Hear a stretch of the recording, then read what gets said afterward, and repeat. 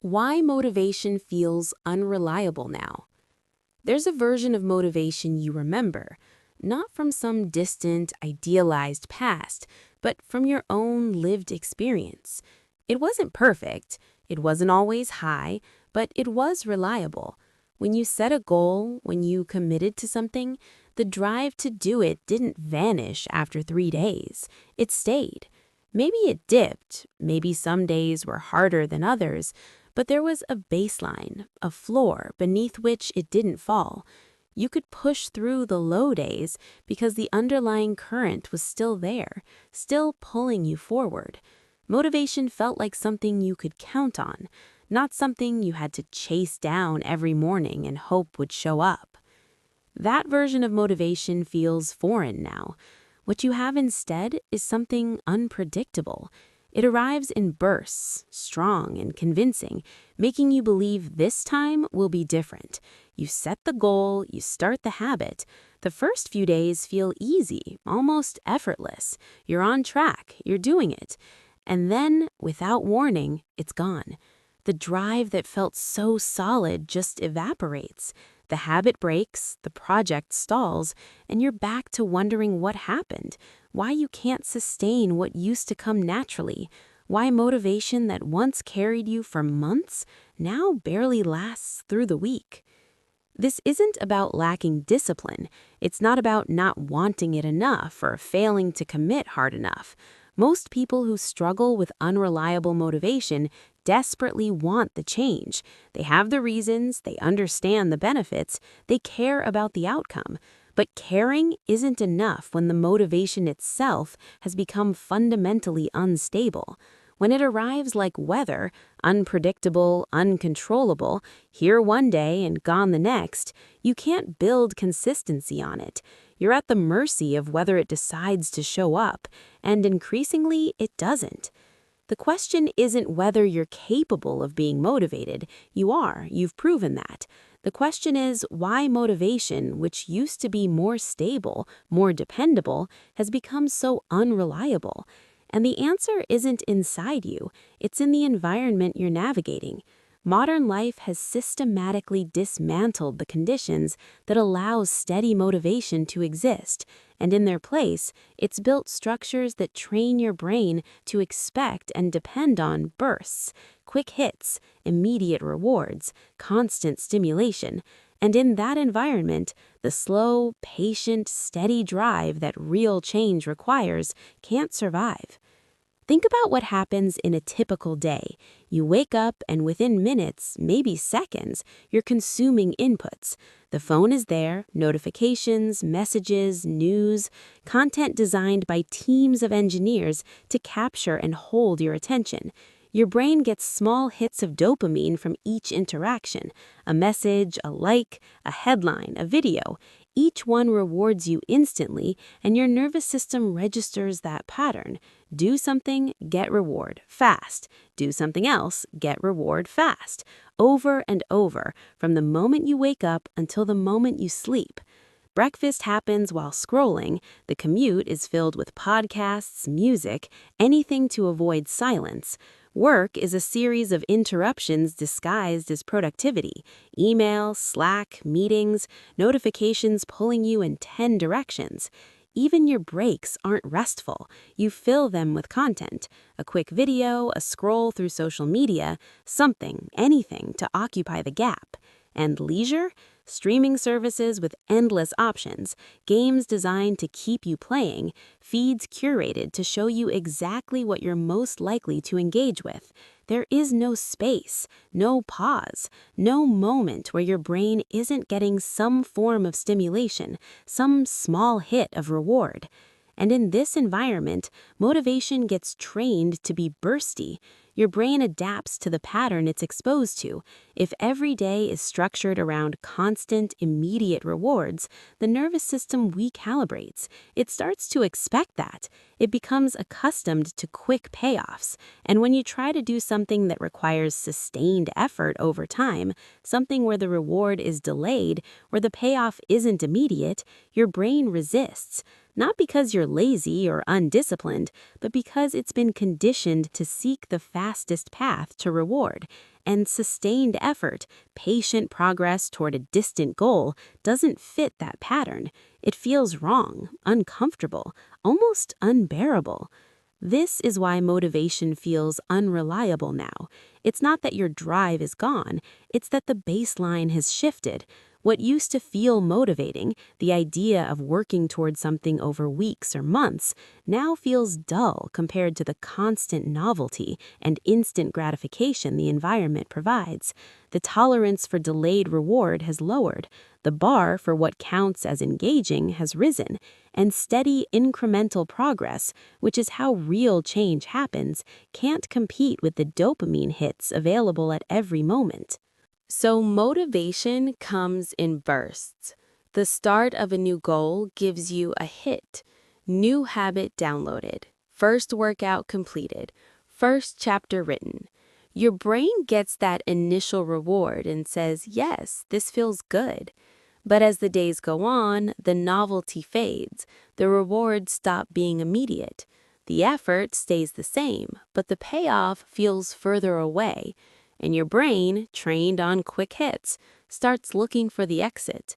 It doesn't matter that you care about the goal. It doesn't matter that the outcome is important. What matters to a nervous system conditioned for instant gratification is that this no longer feels rewarding. And when something stops feeling rewarding, motivation disappears. The highs are still there. Starting something new still triggers dopamine, but the lows are lower than they used to be because the baseline, that steady, reliable drive, has been replaced by dependency on bursts. You're not sailing with a consistent wind anymore. You're riding waves, and waves crash. They recede. They leave you stranded in the troughs, waiting for the next surge, hoping it comes soon, knowing it probably won't last when it does. There's also the collapse of patience. Motivation used to have time built into it. You'd want something and there'd be a gap between wanting and having. That gap taught patience. It created tolerance for unfulfilled desire, the ability to want something without needing it immediately, to work toward a goal knowing the reward was distant. That patience was a kind of emotional muscle, and it supported steady motivation, because if you could tolerate the gap, you could sustain effort even when the payoff wasn't immediate. But modern life has eliminated that gap. You want something, you get it. Instant delivery, instant streaming, instant answers, instant validation. The time between desire and fulfillment has collapsed to nearly zero. And while that's convenient, it's also what destroys patience, because patience isn't a trait you're born with. It's a capacity that develops through exposure to waiting. And when you're never required to wait, when every desire is satisfied immediately, that capacity atrophies. Now, when you want something and can't have it right away, it feels unbearable. The mind, trained on instant gratification, interprets delay as deprivation, and that intolerance extends to motivation. You start a goal, and the reward is weeks or months away. Your brain, accustomed to immediate payoffs, can't tolerate that. It feels like punishment. And motivation, which requires the ability to sustain effort through that gap, collapses. Not because the goal isn't worth it, but because the nervous system has been trained to expect reward now, not later. This is also why motivation hacks don't work. People notice their motivation is unreliable, so they look for solutions, better routines, accountability systems, motivational content, apps that gamify habit formation. And some of these things help, temporarily, but they can't undo the fundamental conditioning, because the problem isn't that you need a better system. The problem is that you're trying to build steady motivation in an environment engineered to make motivation unreliable. You can download every habit tracker, watch every motivational video, optimize every routine, But if the underlying pattern of constant stimulation and instant gratification remains, your motivation will still be bursty, still unreliable, still dependent on whether you happen to be riding a high or stuck in a low. The environment has to change, not the external environment. You can't control that, but the environment you create for yourself, the inputs you allow, the patterns you reinforce, the space you protect. Because steady motivation requires conditions that modern life actively works against. It requires space where drive can build without being constantly interrupted. It requires time that isn't segmented into content units. It requires a nervous system that isn't in a perpetual state of low-grade activation, constantly seeking the next hit. And creating those conditions feels radical, because it is. It means refusing inputs, not occasionally, but regularly. It means mornings without phones, commutes without podcasts, meals without screens, gaps where nothing is demanding your attention and you're not filling them with content. It means sitting with boredom, with restlessness, with the uncomfortable feeling of not being stimulated, because that discomfort is where steady motivation grows, not in the bursts, not in the highs, but in the gaps, in the space where your mind isn't being constantly pulled toward the next thing. This also means redefining what motivation is. It's not excitement. It's not the rush of starting something new. Those are bursts, and bursts fade. Real motivation is quieter. It's the baseline drive that shows up even when you don't feel like it, even when the novelty is gone, even when the reward is still distant. It's not loud or inspiring. It's just there, steady, reliable. The kind of motivation that doesn't need to be rekindled every morning because it never fully goes out. But that kind of motivation can't exist when your nervous system is trained on bursts.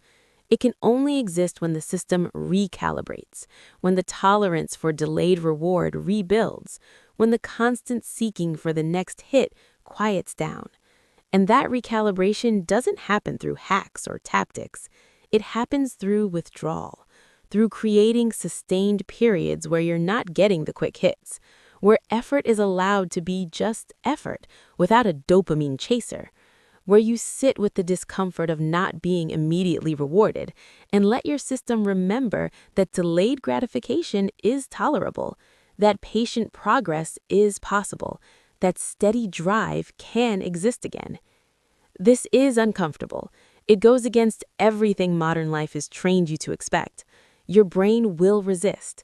The urge to check your phone, to consume content, to find some form of stimulation will be strong. But that resistance is exactly what needs to happen. Because every time you resist the urge, every time you sit with the discomfort instead of immediately resolving it, you're reconditioning your system. You're teaching your brain that reward doesn't have to be instant, that effort can be sustained without constant payoff, that motivation can be steady instead of bursty. And over time, something shifts. The baseline starts to rise. The constant seeking for the next hit quiets. The tolerance for delayed reward returns. And motivation, which felt so unreliable, starts to stabilize. Not dramatically, not in a way that announces itself, but quietly. You notice you can work on something without needing immediate feedback. You can maintain a habit without relying on novelty to keep it interesting. You can push through low days because there's a floor beneath them, a baseline that doesn't collapse entirely. The drive is there, not as a burst, but as a steady current, and that steadiness changes everything. Motivation feels unreliable now because modern life trained it to be that way. Because the environment you navigate every day is optimized for bursts, not steadiness, for immediate rewards, not delayed gratification, for constant stimulation, not patient progress. And your nervous system, adaptive as it is, learned to expect that pattern. But what's been learned can be unlearned. The conditioning can be reversed. The baseline can be rebuilt. It doesn't require grand gestures. It doesn't require abandoning technology or rejecting modern life. It just requires creating pockets of refusal, moments where you say no to the pull of instant gratification, where you choose effort without immediate reward, where you sit with discomfort instead of escaping it. One morning without your phone, one commute in silence, one task completed without checking for feedback, one day where you resist the urge to fill every gap. These aren't achievements, they're just choices. Small, repeated choices that create the conditions where steady motivation can exist again. Because motivation isn't gone, it never was. It's just been made unreliable by an environment designed to keep you seeking, scrolling, consuming, chasing the next burst. But you can stop chasing. You can create space. You can let the system recalibrate, and when you do, motivation returns.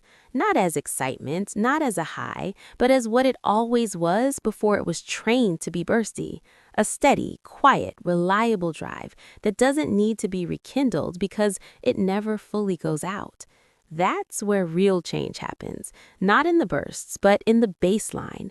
And the baseline can be rebuilt, one choice at a time, one gap at a time, one refusal at a time. That's how motivation becomes reliable again.